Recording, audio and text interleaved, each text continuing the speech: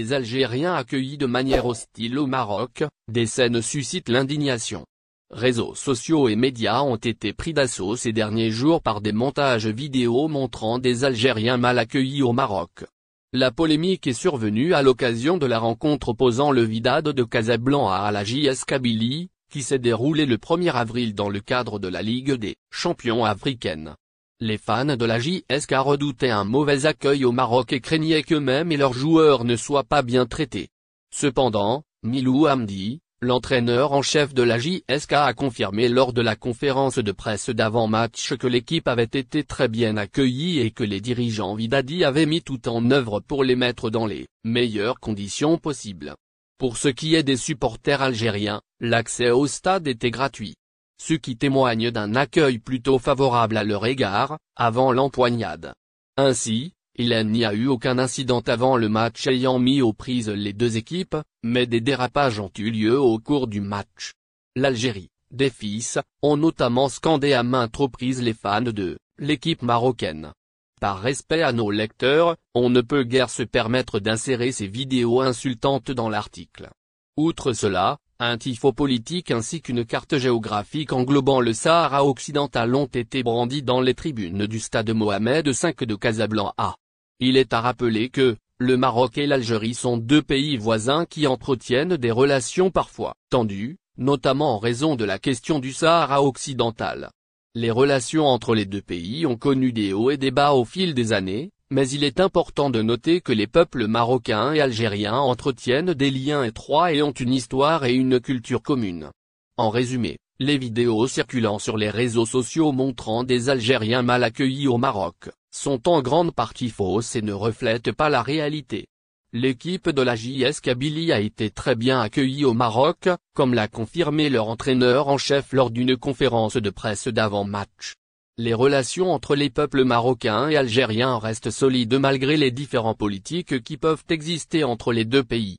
Il est important de ne pas se laisser influencer par les fake news et de rechercher la vérité avant de se faire une opinion sur un sujet. Désespérés, des Algériens de France lancent un cri du cœur à Tebboune. Des Algériens de France, visiblement désespérés, lancent un appel du pied au président algérien Abdelmadjid Tebboune. Ils ont récemment témoigné de leur situation auprès d'un youtubeur algérien, dénonçant les difficultés administratives auxquelles ils font face en Hexagone. En effet, ces ressortissants algériens étant en situation irrégulière, ils n'ont pas le droit de se faire délivrer un passeport dans un consulat algérien. Ce qui les empêche de faire des démarches administratives telles que la demande de l'aide médicale d'État, l'ouverture d'un compte bancaire, etc. Les témoignages recueillis par le youtubeur algérien sont accablants.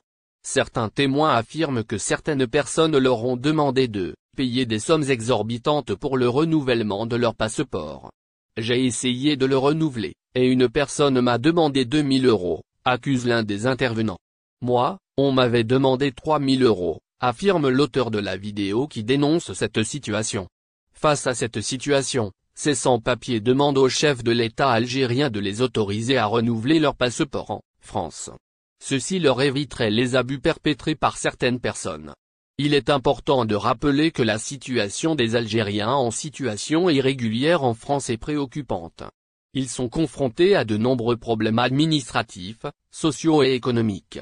De plus, la stigmatisation dont ils font l'objet les empêche souvent de se faire entendre et de faire valoir leurs droits. Cette situation est d'autant plus alarmante que les Algériens sont la première communauté étrangère en France. Il est donc impératif que les autorités algériennes prennent en compte les difficultés rencontrées par leurs ressortissants en France et cherchent des solutions pour améliorer leur situation. L'appel lancé par les jeunes Algériens en situation irrégulière est un cri du cœur qui doit être entendu.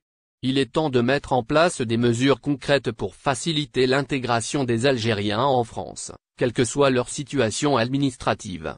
Cela passe notamment par la reconnaissance des droits de tous les Algériens en France, quel que soit leur statut transfert illicite de marchandises, de policiers arrêtés à l'aéroport d'Alger.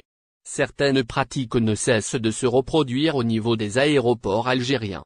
En effet, malgré le renforcement du niveau de la sécurité et le nombre important d'opérations de transfert illicite de capitaux et de contrebande de marchandises déjouées, on continue d'enregistrer de nouvelles tentatives. Devises, bijoux et objets de valeur. Certains voyageurs se font arrêter par ignorance à la loi, tandis que d'autres tentent ces pratiques malgré leur statut qui leur permet d'être au courant. C'est le cas de 2 agents de la police de l'aéroport de Wariboumbdia arrêtés pour contrebande de smartphones. 2 policiers arrêtés pour contrebande de smartphones. Les faits remontent au 27 mars dernier, au moment où les 2 policiers ont été arrêtés en flagrant délit en train de quitter l'aéroport d'Alger en leur possession 92 téléphones portables. Suite à l'arrestation de ces derniers par leurs collègues, une enquête a été lancée pour traquer l'origine de cette tentative. En effet, les premiers éléments de ces investigations ont permis d'arrêter 2 autres personnes, impliquées dans cette tentative de contrebande. Il s'agit notamment de 2 commerçants de Kaba, chargés, dans cette opération, de transporter les smartphones depuis les Émirats Arabes Unis. 2 ans de prison et une amende de 200 000 dinars algériens par ailleurs. Les mis en cause ont été présentés devant le tribunal de Dar el-Beida, le 2 avril dernier. Et ce, pour importation de marchandises commerciales sans autorisation et abus de fonction. Devant le tribunal, les accusés ont nié leur implication dans cette opération de contrebande de smartphones. Et ont fait savoir que leur présence ensemble au moment des faits était juste le fruit d'une coïncidence.